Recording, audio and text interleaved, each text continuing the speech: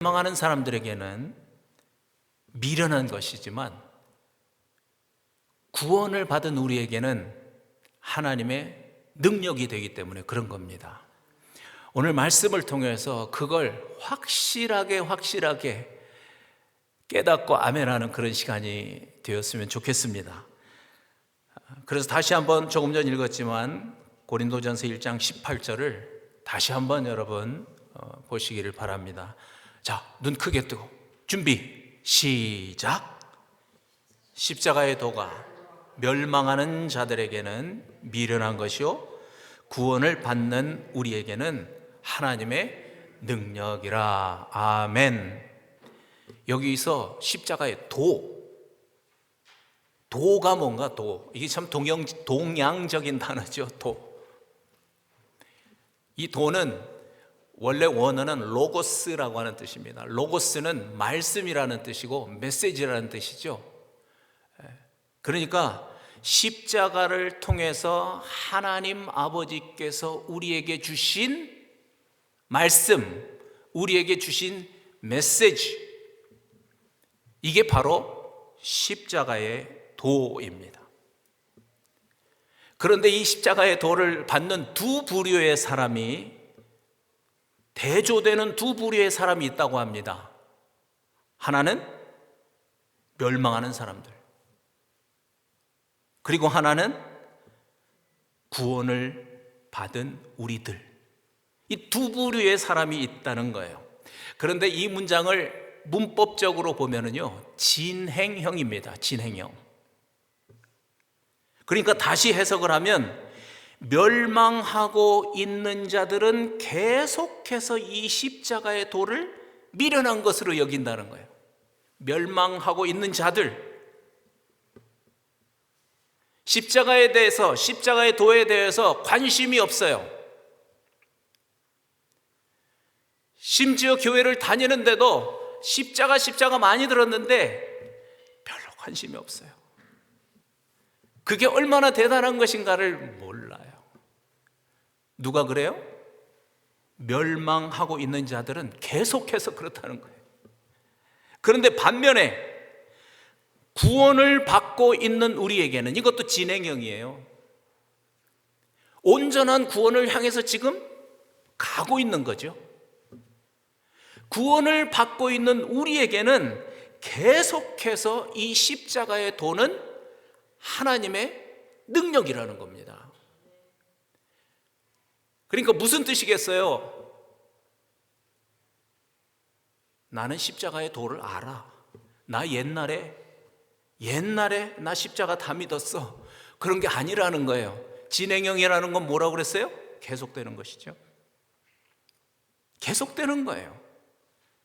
이 십자가의 도는 그리스도인이라면 죽는 그날까지 계속해서 마음에 품고 가야 할 그러한 하나님 아버지의 메시지라는 겁니다.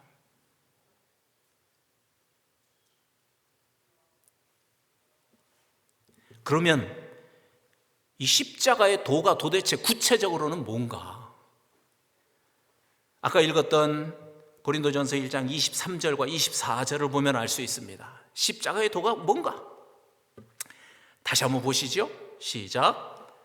우리는 십자가에 못 박힌 그리스도를 전하니 유대인에게는 거리끼는 것이요 이방인에게는 미련한 것이로되 오직 부르심을 받은 자들에게는 유대인이나 헬라인이나 그리스도는 하나님의 능력이요 하나님의 지혜니라. 십자가의 도가 뭐래요? 맨 처음 나왔죠? 십자가에 못 박힌 그리스도. 쉽죠? 십자가의 도는 다른 게 아닙니다. 십자가에 못 박힌 그리스도입니다. 그런데 왜 그리스도가 십자가에 못 박혀 죽으셨는가? 그걸 알아야 되는 것이죠. 그리스도가 십자가에서 못 박혀 죽으심으로써 하나님께서는 그것을 통해서 나에게 무엇을 말씀하고 있는가? 메시지가 뭔가? 이걸 정확하게 하는 게 중요한 것이죠. 무엇입니까, 여러분? 십자가를 통해서 하나님 아버지께서는 여러분에게 무슨 말씀을 하십니까?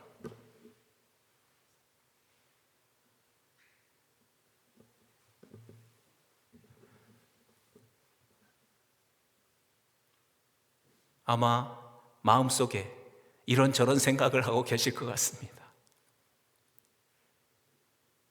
너무나 분명한 것은 다른 것이 아니라 내가 주인 된 옛사람을 죽였다는 것입니다.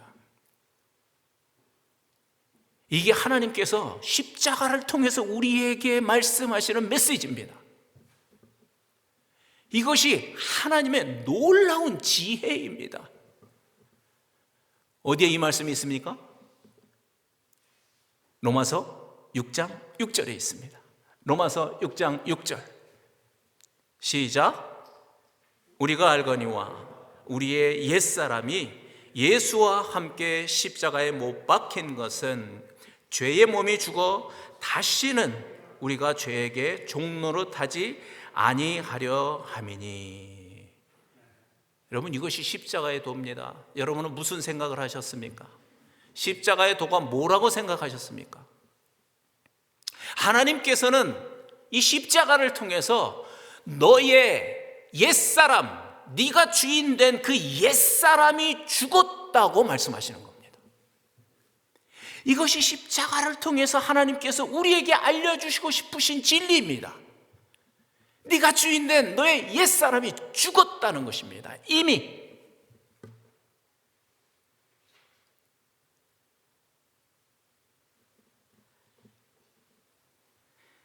이것이 하나님의 탁월한 지혜입니다.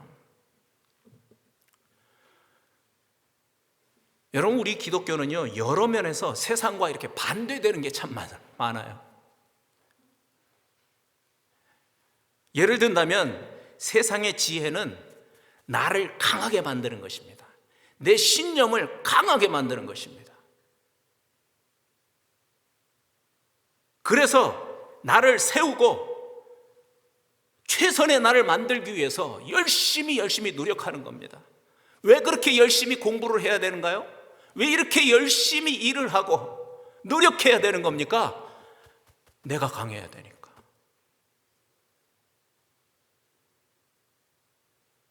공부해서 남주나 그런 얘기 많이 들었잖아요. 그러면요, 내가 강해져야 됩니다. 내가 강해져야 되는 거예요. 내가 능력이 있어야 합니다. 내가. 그래야 살아남을 수 있습니다. 그래야 행복하다고 생각합니다. 그런데 하나님의 지혜는 반대로 말씀하시네요. 네가 죽어야 돼.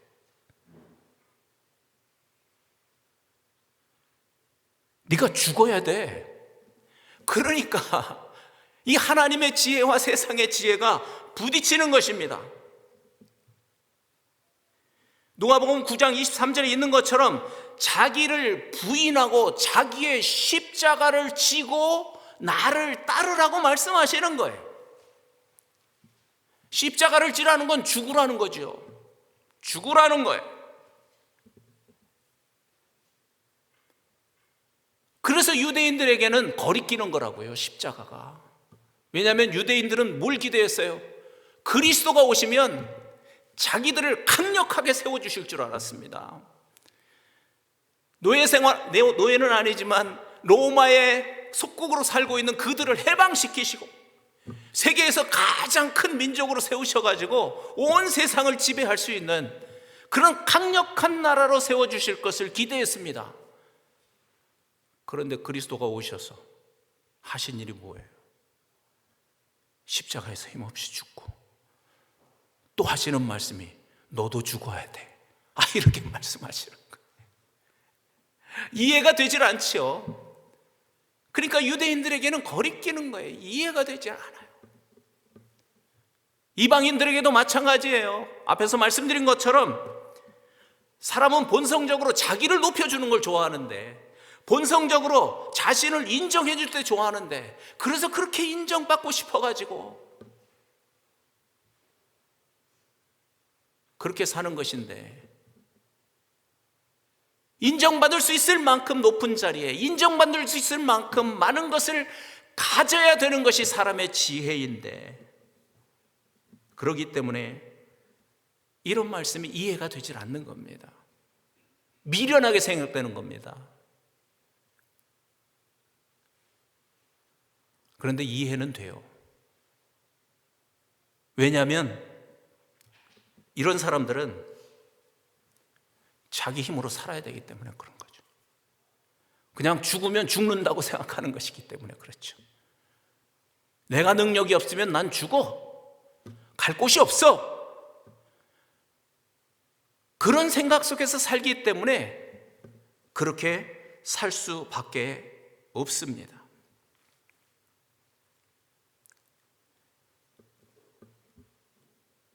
그런데 문제는 크리스천들마저도 그렇게 생각하는 사람이 많다는 거예요. 우리가 요즘 기도에 관해서 말씀 나누고 있는데 열심히 기도해서 하나님 저를 강하게 만들어 주세요. 하나님 제가 열심히 기도할게요. 저를 부자로 만들어 주세요. 하나님 제가 열심히 기도할게요. 다른 사람들로부터 인정받는 인물로 저를 만들어 주세요. 제 자녀를 그렇게 만들어 주세요. 그런 사람에게는 도저히 이 십자가의 도가 이해가 되지 않는 것입니다. 아까 말씀하신 것처럼 자기를 부인하고 십자가를 지고 나를 따르라고 하시는 그 말씀이 축복의 말씀이 아니고 부담인 거죠. 부담이.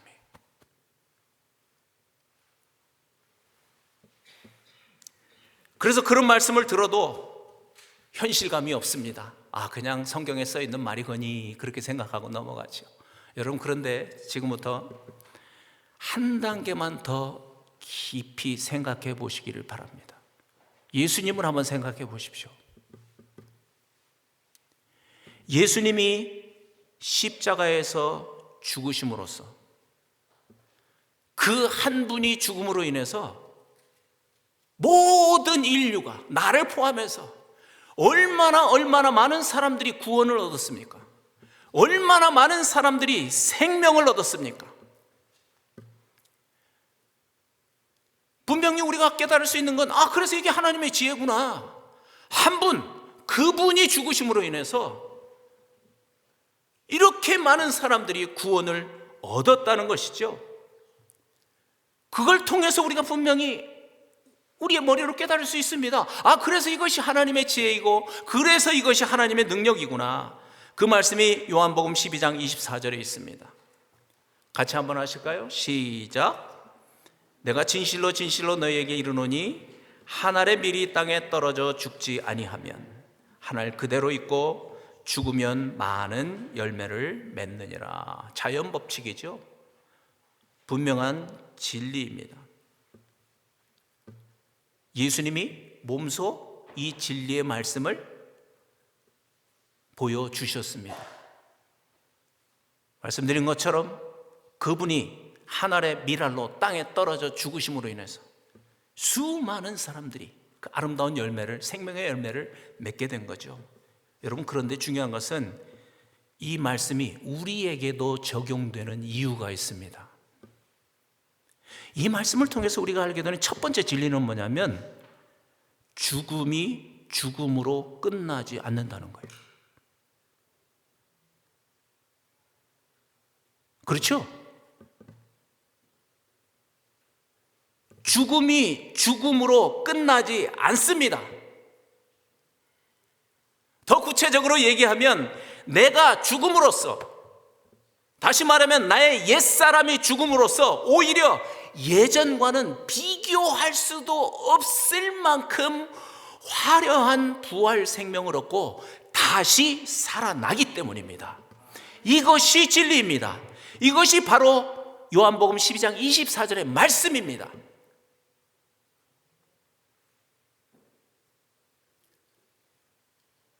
내 육체를 심었는데 이 육체에서 화려한 부활 생명으로 다시 태어나게 된다는 것이죠. 여러분, 이것을요 침례를 통해서 우리가 잘 볼 수 있습니다. 골로새서 2장 12절에 침례에 대해서 이렇게 말씀하십니다. 이 말씀도 같이 읽습니다. 시작. 너희가 침례로 그리스도와 함께 장사되고 또 죽은 자들 가운데서 그를 일으키신 하나님의 역사를 믿음으로 말미암아 그 안에서 함께 일으키심을 받았느니라.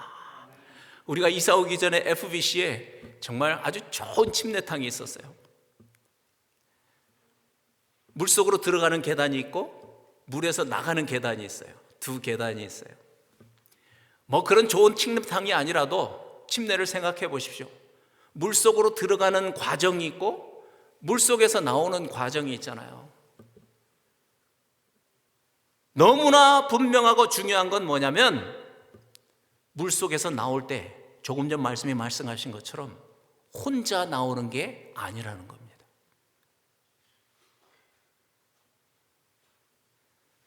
혼자 나오는 것이 아닙니다.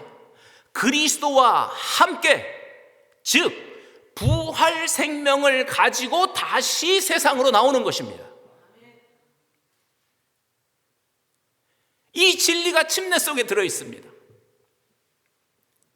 이것이 하나님의 지혜입니다.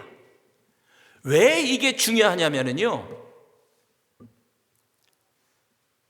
내가 다시 살아난다고 하는 확실한 믿음이 있을 때 죽을 수 있기 때문에 그런 겁니다. 무슨 말인지 아세요? 여러분, 그동안 우리 교회에서 침례식 많이 했는데 아직도 물속에서 나오지 못한 사람은 한 사람도 없습니다. 물속에 들어가면서 무슨 생각하는 거예요?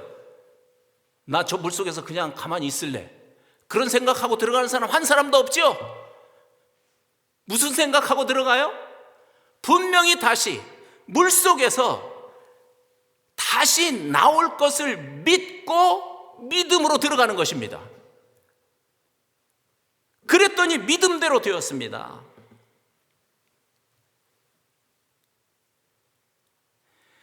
아까 읽은 말씀 그대로입니다. 죽은 자들 가운데서 그를 일으키신 하나님의 능력, 즉 부활을 믿는 자들이 자기의 옛사람을 죽이기 위해서 기쁨으로 물속으로 들어가는 겁니다. 억지로 밀어넣고 들어가는 게 아니고, 왜냐하면 그 안에서 그리스도와 함께 일으키심을 받을 것, 즉 부활을 확실하게 믿기 때문인 거죠. 여러분, 그러니까요, 아무나 죽는 것이 아닙니다. 누가 죽습니까? 예수님의 부활이 실제가 된 사람이 죽습니다. 왜냐하면 예수님을 통해서 봤잖아요. 내가 죽을 때 다시 새로운 생명을 가지고 확실하게 태어날 수 있다는 것을 예수님을 통해서 본 겁니다. 그래서 우리도 두려움 없이 죽을 수 있는 것입니다. 왜냐하면 죽어야 살아난다는 것을 너무나도 분명히 알았기 때문인 것이죠. 다시 살 수 있다는 확신이 있는 사람들이 죽을 수 있는 것입니다.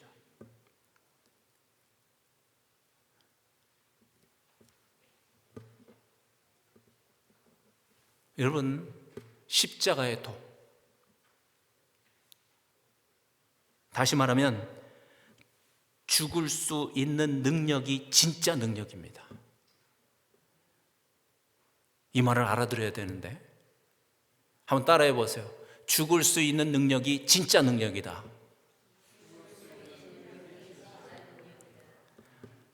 다시 한번 설명을 드리면, 세상 사람들은요,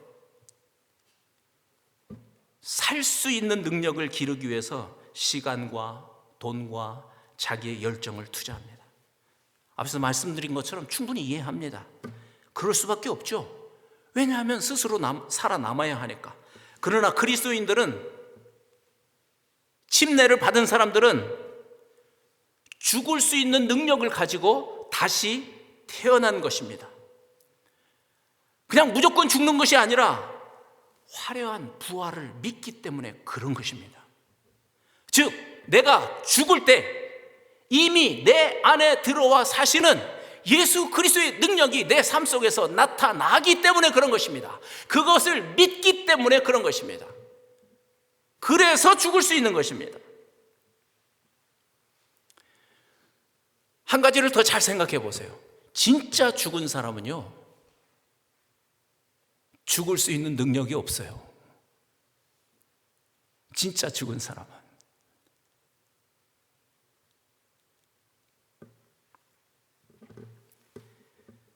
그래서 세상 사람들은 자기가 펄펄 살아서 자신이 원하는 대로, 자신의 생각대로 살아요.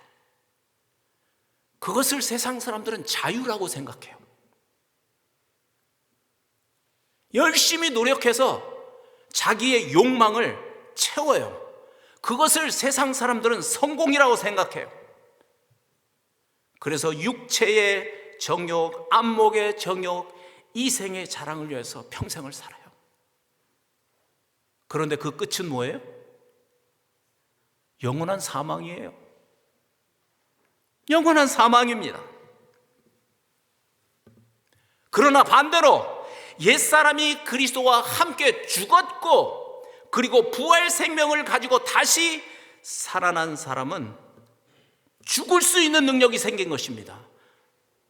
정확하게 말하면 무엇에 대해서 죽을 수 있는 능력입니까? 죄에 대해서 죽을 수 있는 능력이 생긴 겁니다. 세상 욕심에 대해서 죽을 수 있는 능력이 생긴 것입니다. 세상 욕망에 대해서 죽을 수 있는 능력이 생긴 것입니다. 왜냐하면 그렇게 죽을 때 내 안에 살고 계시는 그 화려한 그리스도의 능력, 그 부활의 생명이 내 삶을 통해서 나타난다는 것을 알아버렸기 때문에 그런 겁니다. 그래서 죽을 수 있는 것입니다. 무조건 그냥 죽는 게 아니고. 여러분, 이제 무슨 말씀인지 이해가 되셨습니까?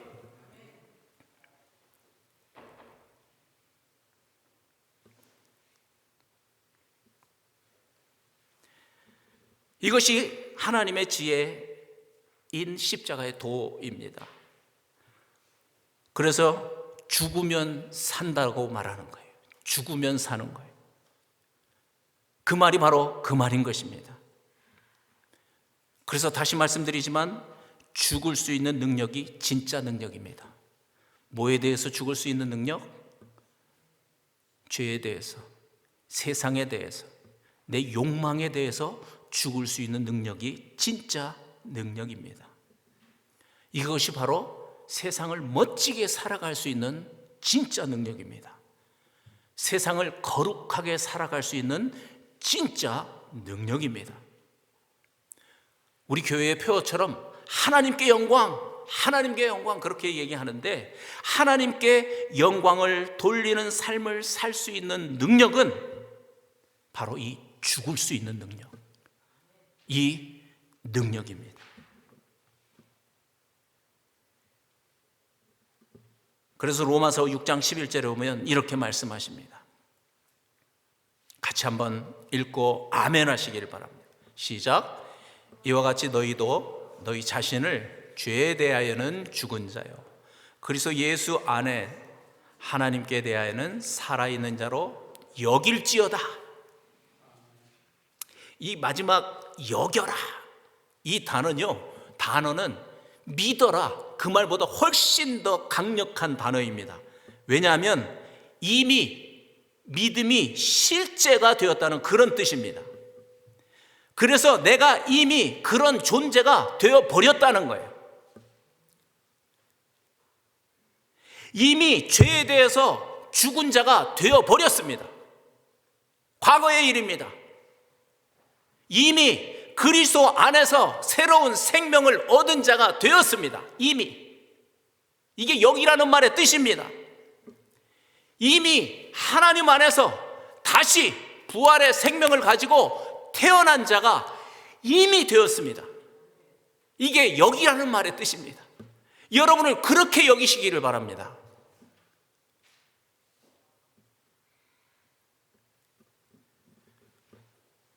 그래서 여러분, 말씀을 정리하면서 이 침례는 하나님의 놀라운 지혜입니다. 왜냐하면 십자가로 내가 주인된 나의 그 옛사람을 죽이시고 그리스도가 주인 되시는 새로운 생명으로 다시 살아나게 하신 그 하나님의 놀라운 사랑이기 때문에 그런 것입니다. 놀라운 하나님의 능력이고 지혜입니다. 그래서 여러분, 우리는 침례를 통해서 앞에서 말씀드린 것처럼 이제는 죽을 수 있는 능력을 가진 자가 된 것입니다. 그래서 더 구체적으로 로마서 6장 12절과 13절에 이렇게 말씀을 하십니다. 이 죽을 수 있는 능력을 가진 자의 삶에 대해서 이제 구체적으로 말씀하시는 겁니다. 한번 천천히 읽으면서 그 뜻을 새겨보시기를 바랍니다. 시작. 그러므로 너희는 죄가 너희 죽을 몸을 지배하지 못하게 하여 몸의 사욕에 순종하지 말고, 또한 너희 지체를 불의의 무기로 죄에게 내주지 말고 오직 너희 자신을 죽은 자 가운데서 다시 살아난 자 같이 하나님께 드리며 너희 지체를 의의 무기로 하나님께 드리라. 아멘. 여러분, 우리가 열심히 공부해서 실력 있는 자가 되어야 합니다. 열심히 일해서 승진도 해야 합니다. 열심히 일해서 사업도 성공해야 합니다. 사회적으로 유명한 사람도 되어야 합니다. 그러나 더 중요한 것은 이것이 단지 내 욕심을 채우는 일이라면 그것은 앞에서 말씀드린 것처럼 아무 의미도 없습니다. 그러나 이제는 우리가 조금 전 말씀 그대로 그러한 욕망에 대해서 이미 죽은 자로 여기고 그것을 믿고 아멘하고 나갈 때 내가 쌓은 그 실력이, 내가 열심히 노력해서 얻은 그 자리가, 내가 열심히 노력해서 내가 갖게 된 그 재물이 의의 병기가 되어서 사용된다는 것입니다. 의의 병기, 의의 무기가 되어서 사용되어지는 것입니다. 이번 한 주 동안 이 십자가의 도를 오늘 말씀과 함께 열심히 묵상해 보시기를 다시 한번 부탁합니다. 하나님께서 주신 죽을 수 있는 능력으로 살면 그렇게 죽을 때마다 그리스도의 능력이, 거룩하신 그리스도의 그 능력이 내 몸을 통해서 실제로 나타나는 그런 삶을 살게 된다는 것, 그것을 믿고 십자가의 도에 복종하는 그런 삶이 되기를 바랍니다. 오늘 이렇게 성찬식을 준비해 놓은 이유도 거기에 있습니다. 우리가 잘 아는 것처럼 성찬식은 예수 그리스도의 피를 상징하는 포도주, 예수 그리스도의 찢기신 살을 상징하는 그러한 빵을 우리가 먹게 됩니다. 이 십자가의 도를 다시 한번 기억해야 하는 그러한 거룩한 예식인 거죠. 그래서 여러분이 이 잔과 떡을 받으시면서 로마서 6장 6절에서 말씀하신 것처럼 하나님의 지혜, 십자가를 통해서, 도를 통해서 우리에게 말씀하시는 나의 옛사람이 이미 죽은 것을 다시 한번 확증하고 감사하시기를 바랍니다. 여러분, 제가 이렇게 말씀드리는 이유는 여러분이 이 말 들으면서도 마음속으로는 목사님, 저는 아직 옛사람이 안 죽었는데요, 그런 생각할 수 있어요. 충분히 이해가 돼요. 그런데 중요한 건 예수님께서 이미 당신의 옛사람을 죽이셨대요. 그 말씀을 믿을 때 옛사람이 죽는 거거든요. 계속해서 의심을 가지고 있으면 옛사람은 계속 살아있는 것 같아요. 그래서 여러분이 마시는 포도주와 여러분이 먹는 그 빵이 실제로 내 몸 안에 들어가서 내 온 몸에 퍼지는 것처럼, 그것이 실제 사건인 것처럼 십자가에서 나의 옛사람을 죽이신 그 십자가의 도도 실제 사건인 것을 믿습니다. 실제 사건입니다.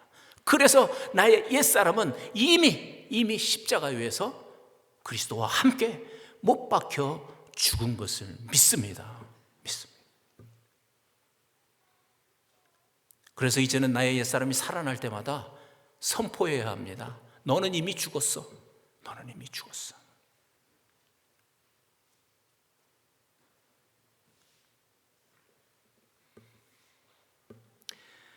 십자가의 도가 중요한 것은 우리가 그렇게 선포할 때마다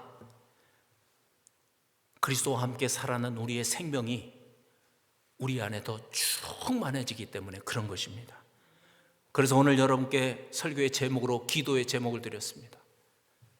하나님의 지혜, 그리스도로 충만하게 하옵소서. 그리스도로 충만하게 하옵소서. 이렇게 하나님께 기도할 때 내 안에 아직도 살아있는 것 같은 그 옛사람이 계속해서 더 확실하게 죽게 되고, 그래서 실제로 우리의 삶 속에서 죄에 대해서, 내 헛된 욕망에 대해서 죽은 자로 살아가는 그런 삶이 되는 것을 믿습니다. 그런 삶을 살 때 실제로는 하나님의 그 생명력으로 인해서, 부활의 생명으로 인해서 능력 있는 삶을 살아가는 우리의 삶이 되는 것을 믿습니다. 오늘 성찬식을 받으면서 그 고백을 하나님께 드리시기를 바랍니다. 이 시간 우리 먼저 기도하고